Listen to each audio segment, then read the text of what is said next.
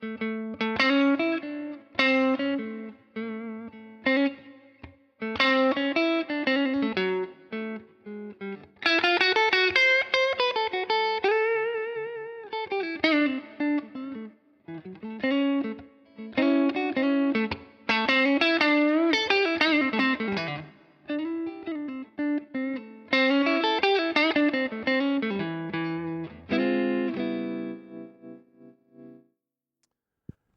and welcome to Talkin' Blues. This month we're going to talk about a subject that's maybe a little less technical than most. We're not going to talk about scales and licks per se. We're going to talk about more of an overall concept of phrasing, one of the most important ingredients in phrasing, in fact, but one that's often overlooked. And I'm talking about dynamics. Now, when you think about what makes a blues lick or any lick in any style, you've got three basic ingredients. You've got the notes, whatever the scale or the arpeggio or however you organize your note choices. You've got the rhythm with which you place the notes inside the music. And then you've got articulation. And articulation is kind of the everything else category, which includes all the stuff you do in your fretting hand, like vibrato and string bending and all the little things that you put on a note to give it some personality. And it also includes how you attack the notes in the right hand. Now, I know from my own experience as a player that for many years, my focus was almost exclusively on my fretting hand. It was about learning scale patterns, learning how to organize the neck, know what key I was in, and then as far as my right hand was concerned, it was really learning to pick with a coordinated attack so that I would hit the note on time. But other than that, I didn't really delve too much into the right hand. It was just sort of an accessory, and really the action, I thought, was all in my other hand. But as the years go by and I sort of step back and start to listen to my own playing and to the playing of other artists with a different set of ears, I start to recognize that that third ingredient, the articulation, is really the key to your personality. That's where you are. Everybody plays the same notes. The rhythms are all pretty much alike, but you reside in how you play those notes. That's what makes you sound like you.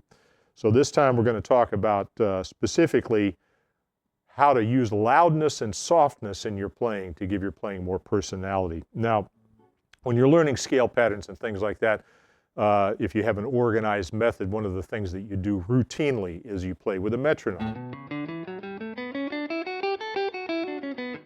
Whatever the pattern is, it doesn't even matter the scale, but you learn that very concise, organized left-hand, right-hand coordination.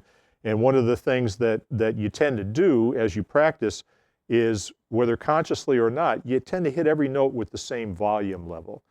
Now, when you do that, it has the same effect on the music as speaking in a monotone does when you're talking to somebody. The example that comes to mind is and we've all heard it, Martin Luther King delivering his "I Have a Dream" speech. And when you hear that, even if all you remember is those four words, you remember the intensity. There's something about his delivery that just stays in your consciousness after the words have drifted away. Now imagine that Stephen Hawking, if you know him, he's a scientist who has a disability that allows him only to speak through a computer text-to-voice interface. If he was reading the "I Have a Dream" speech, it would come out like, "I have a dream." You know what I'm saying? It's kind of funny, but at the same time, you lose everything. You lose the message. You lose the context. All you hear is the words. So in music, you have to think the same way, that the notes are only part of the message. The rest of the message comes from how you play the notes. So let's look at a couple of ways, kind of artificial but still helpful, for starting to focus on dynamics in your own playing. First thing we're going to do is take the world's most familiar scale, I think, for you guys, and for me, the minor pentatonic, and we'll do it on our old user-friendly key of A. Okay, now I just played it up and down in the typical fashion using my flat pick and alternate picking and all that. And every note's pretty much the same volume. Okay, now I want to concentrate on developing contrast between soft and loud. And the first thing I'm going to do is put down the pick because I'm too comfortable with it.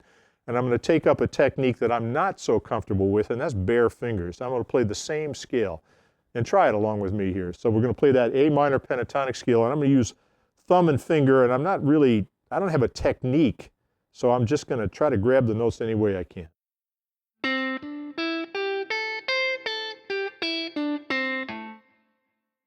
Now, as I attack those notes, you can hear that every note sounds a little different. If I'm using my thumb or my finger, it creates a different effect. And that's dynamics in a nutshell. It's that rise and fall in the attack that makes one note sound more important than the other because it's a little bit louder.